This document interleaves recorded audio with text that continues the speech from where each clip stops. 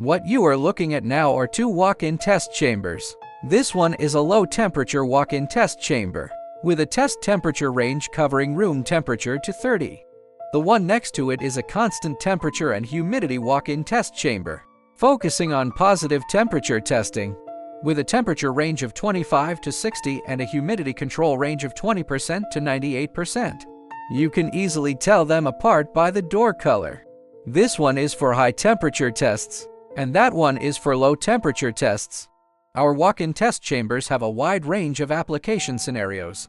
Take one of our clients as an example, who is engaged in metrological testing work and mainly assists customs in carrying out various testing projects. This low-temperature walk-in test chamber simulates low-temperature environments.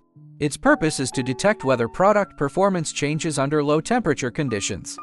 And this constant temperature and humidity test chamber can simulate various temperature and humidity conditions, such as the high temperature and high humidity environment that products encounter during maritime transportation, so as to verify the tolerance of products in such environments.